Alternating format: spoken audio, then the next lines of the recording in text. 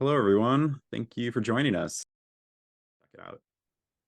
Great. So let's go ahead and dive into just a little bit of Polygon's functionality. So I have a number of projects that I've previously created over here. I'm going to go to this one that I created for today that's stock full of a whole bunch of imaging that I did actually back in my postdoc.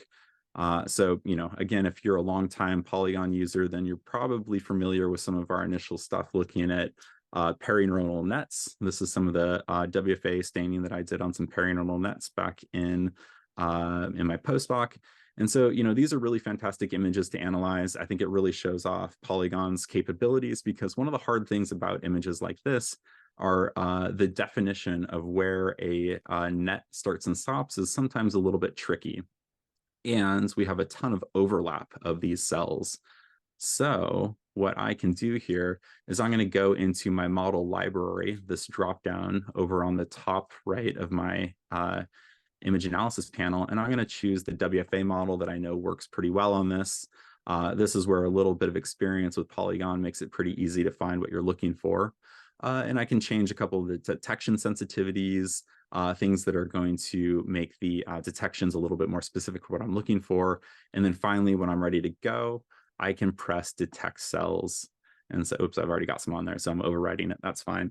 So what you're going to see here is in real time, this image was analyzed. It's found a number of perineural nets in here. It's found a lot of WFA staining.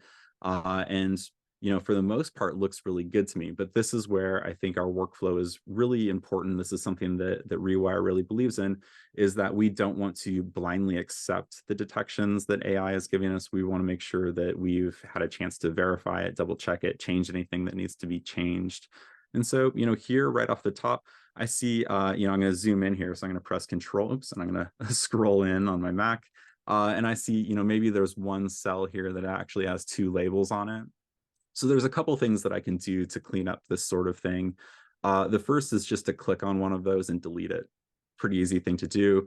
Or maybe if I don't like either of them, I can delete them both. I can redraw it.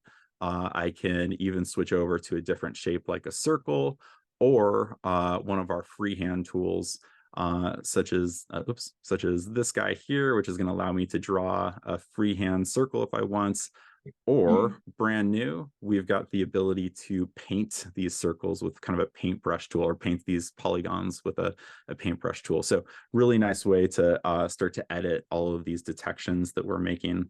So I'm going to delete these little guys out there, go back. Great. I like that a lot. The other thing that I can do here to start to clean up my image is just change my detection sensitivity and my overlap removal. These both are pretty self-explanatory from what they're called here, but detection sensitivity is basically how permissive the model is for what you've asked it to find. So the more sensitive I go, the more objects I'm going to see.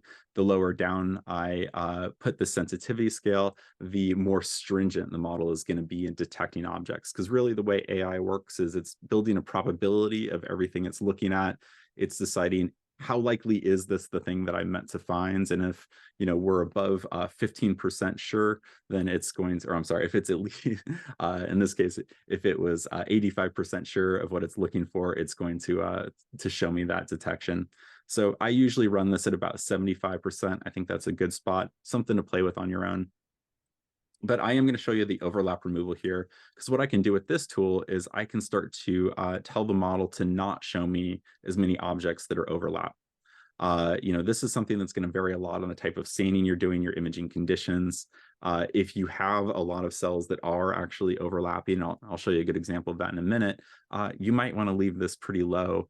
In this case, I'm going to turn my overlap removal pretty high, and what we're going to see is that's going to remove a lot of those double detections, which is what I'm looking for in this case. So, that's a pretty good way to clean this up very easily. So